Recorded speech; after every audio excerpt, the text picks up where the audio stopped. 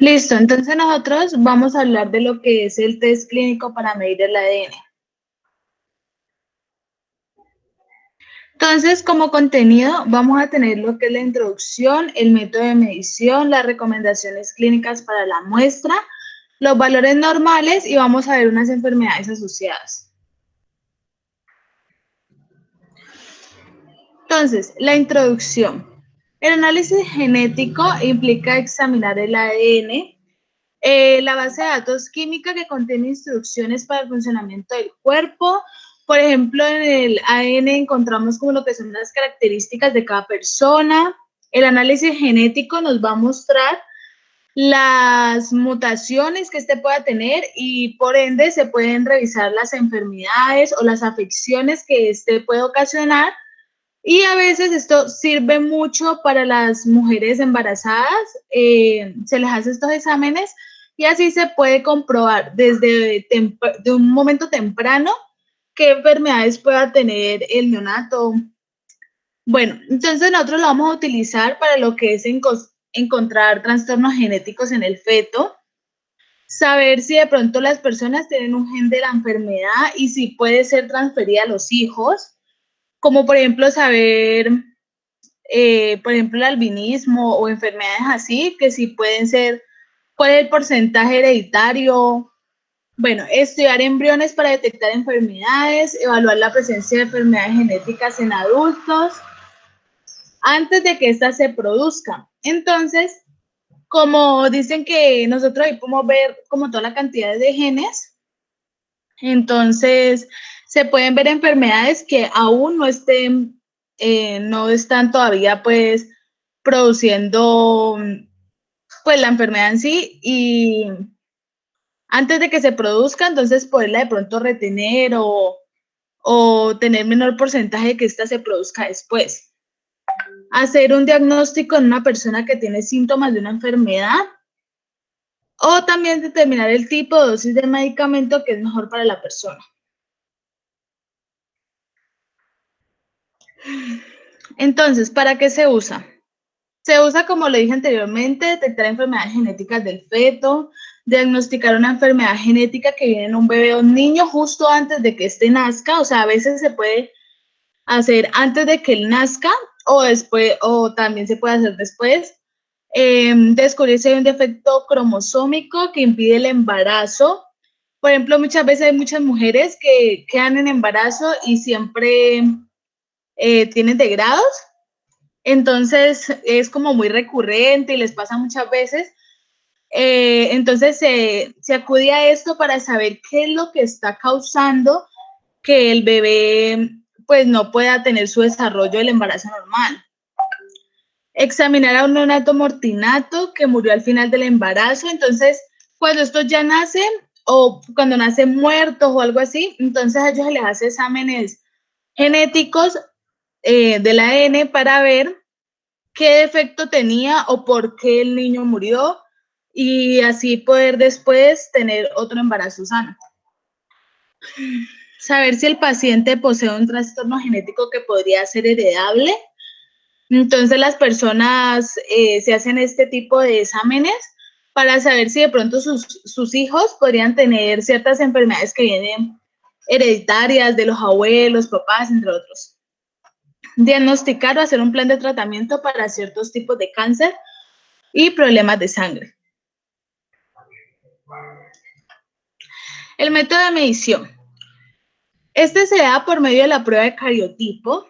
La prueba de cariotipo examina el tamaño, la forma y el número de cromosomas. Lo normal sería encontrar 46 cromosomas. Si se encuentra algo inusual en el tamaño o en la forma de sus cromosomas, esto puede significar una enfermedad genética, como sea en la trisomía 21, que es la enfermedad del síndrome de Down.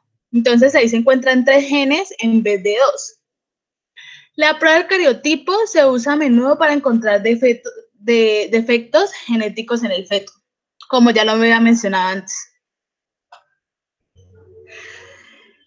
La prueba del cariotipo. Primero se realiza una extracción de sangre periférica en condiciones de máxima esterilidad que se someterá a un cultivo durante 72 horas. A esa sangre se le añade heparina para evitar que coagule. Segundo, la sangre se introduce en un medio de cultivo, RPMI, al que se añade un extracto embrionario, suero fetal y antibióticos para prevenir la contaminación. Tercero, además se añade flitohemaglutinina, que es una lectina que se une a la membrana plasmática de los linfocitos y hace que estos se conviertan en linfoblastos, es decir, se diferencia. Esto se consigue en 24 horas. Posterior, los linfoblastos se dividen y se estimulan segregando interleuquina 2.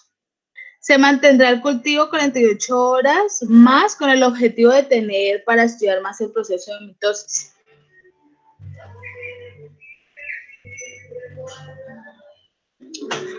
Quinto, a las 72 horas del cultivo se procederá a la extracción de células en metafase, llamado más comúnmente como sacrificio. Este proceso se inicia con colchicina, que hace que el uso acromático desaparezca, es decir, no tendrá lugar en la anafase. Entonces, pues este no se dará por completo. En la cesta posterior, las células se someten a la técnica de choque hipotónico con KCl, o sea, cloruro de potasio, para que aumente el volumen celular y los cromosomas se separen. Séptimo, a continuación, se fijan los cromosomas con fijador de Carnoy y se realizan las extensiones. Con esta técnica se obtienen un gran número de metafases y la fase octava se cuentan los números de cromosomas, se ordenan y pues aquí es donde se va a poder ver la estructura de los cromosomas, la forma, el tamaño y esto es lo que nos va a dar en sí si hay diferencias o no. Entonces, si se encuentra alguna diferencia, esto es lo que quiere decir que hay una enfermedad, que hay un defecto, que hay un síndrome y pues lo refieren si la cantidad es mayor de cromosomas o si la cantidad es menor o si los tamaños son diferentes. Todo esto es lo que nos va a señalar que hay un tipo de defecto.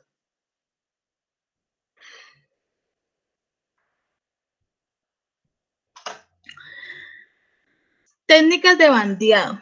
A partir de 1970 se comenzaron a realizar una serie de tratamientos y tinciones a los cromosomas para identificarlos mejor, que fueron las técnicas de bandeado. Es decir, como podemos observar en la imagen, los cromosomas tienen como unas imágenes, como unas partes negritas, otras blancas, entonces esos son las banditas, como las llamamos así, y esto pues hace que podamos ver mejor los cromosomas, que podamos observar mejor su imagen, su tamaño, si hay más, si hay menos, entonces esto pues lo hace un poco más fácil.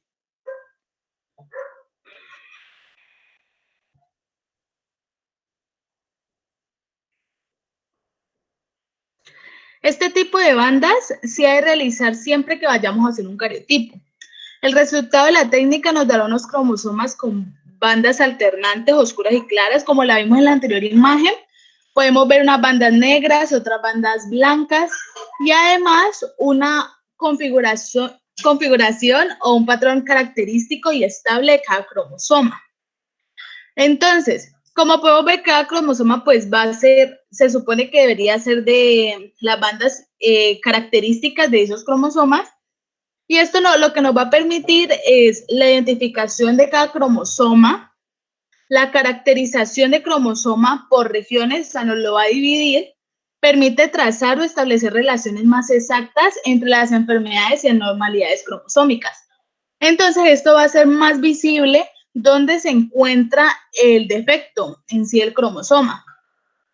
Y pues va a ser más fácil hallar qué tipo de síndrome, anomalía, enfermedad nos está pues dando a conocer el cariotipo.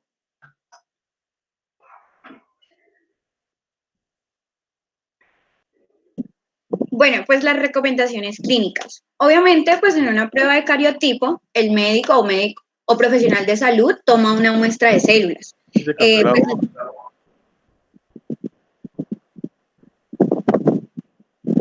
Margarcila, ¿qué pasó ahí? Profe, yo quisiera intervenir para ayudar a mi compañera. Bueno, pues, dale.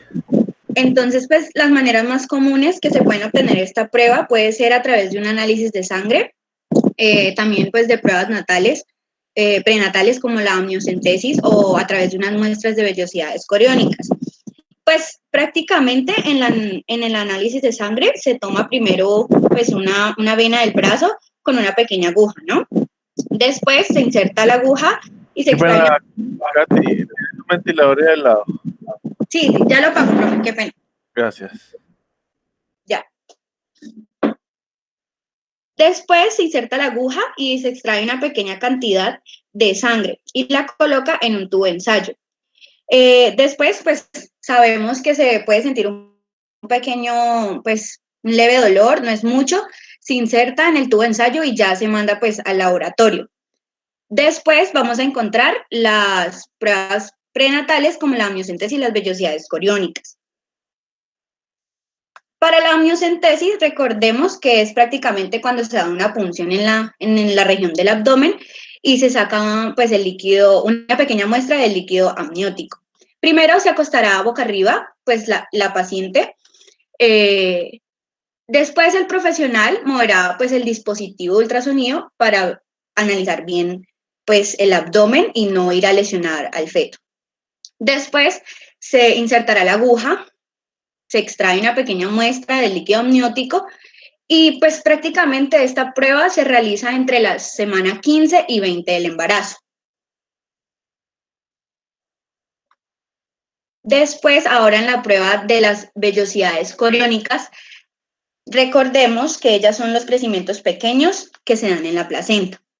Nuevamente se acuesta la paciente boca arriba. Eso también puede hacerse, como lo decía, pues a través de una punción en el abdomen o también a través de un catéter. El profesional pues mueve el dispositivo de ultrasonido, como les mencionaba, para asegurarse que no vaya a hacerle daño al feto. Se recolecta las células de la placenta de dos maneras. Como yo les decía, se inserta una aguja en la región del abdomen o también a través del cuello uterino con un tubo delgado que sería el catéter.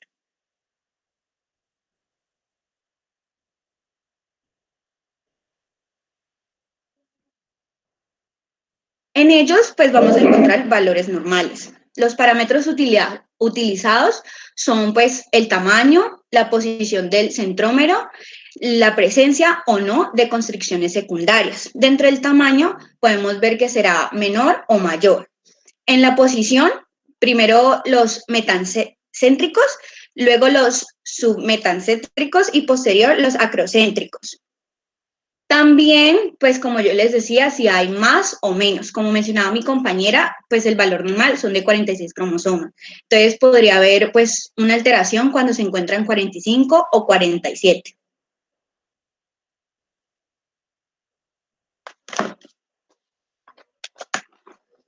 Entre las enfermedades asociadas, encontramos que está pues una de las que yo les mencionaba ahora cuando se encuentra 45 cromosomas en total, que sería el síndrome de Turner. Este síndrome es un trastorno genético que mayormente afecta el desarrollo de las niñas. Causa que un cromosoma X ausente o incompleto pues pueda generar un cuello corto con pliegues, una línea de cabello bajo en la espalda, baja ubicación en las orejas, manos y pies inflamados, incluso puede dar una, por decirlo así, me olvidó la palabra, un fallo ovárico, pues, que no puede tener hijos. ¿Qué más puedo decir de esta?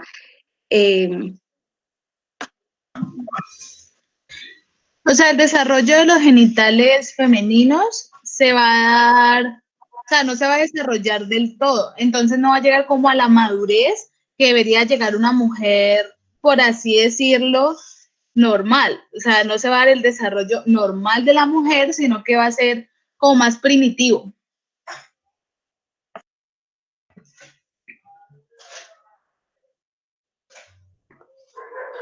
En el síndrome de Down, como yo les mencionaba antes, que es la trisomía 21, es el más común en niños vivos, es la primera causa de déficit intelectual de origen cromosómico. O sea, es una enfermedad que es, o sea, de las enfermedades genéticas es una de las más comunes Podremos, esta enfermedad tiene demasiados signos y produce demasiadas enfermedades que son asociadas a este síndrome. Lo que podemos ver es como el retraso del crecimiento intrauterino, vemos boca y nariz pequeñas, lengua grande, piel redundante en la nuca. La verdad es que la característica física es bastante notoria, tanto así que es como regular nosotros ver personas así. Es un trastorno genético en el cual hay un cromosoma de más, por tanto es una trisomía en el gen 21. En vez de haber 2 cromosomas, vamos a encontrar 3 cromosomas.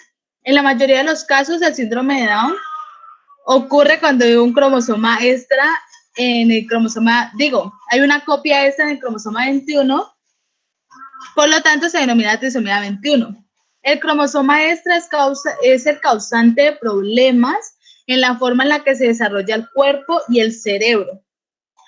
Y es una de las anomalías congénitas más comunes.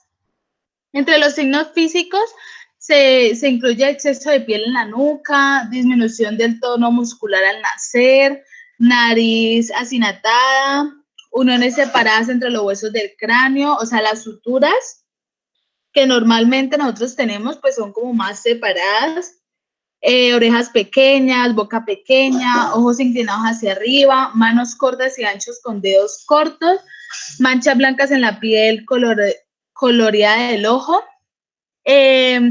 Como yo les había mencionado antes, con el cariotipo se puede identificar esta enfermedad, ya que cuando esparcimos los cromosomas y los podemos ver en detalle, vemos que en el gen 21 se encuentran 3 genes en vez de 2.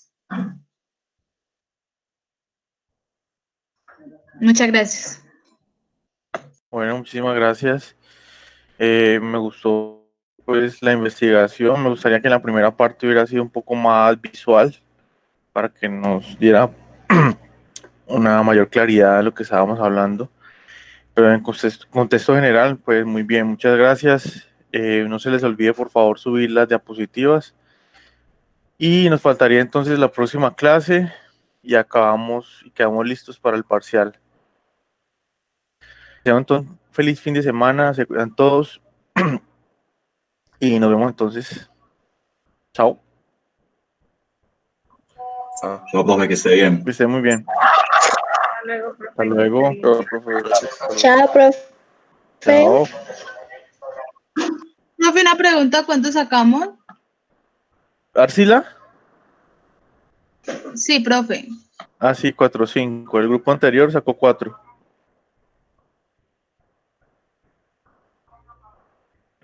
Hasta luego, profe, gracias. Bueno, hasta luego.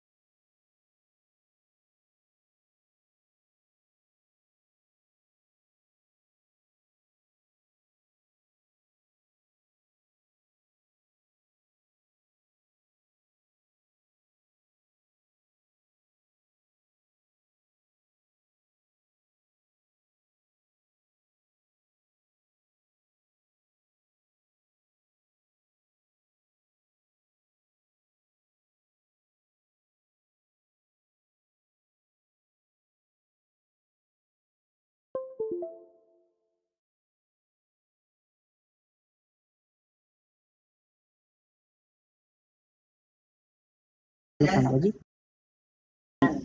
Ahí dejaron ustedes es como el título de trabajo total. Y lo mismo en cada uno de los resultados. En el segundo también. Ajá, elección. Entonces, y en el último sí es más claro. Ajá, y el último es más claro con los efectos secundarios. Sino que acá, por ejemplo, en la segunda diapositiva de resultados, la pueden colocar otra vez, porfa, dice elección del implante subdérmico, pero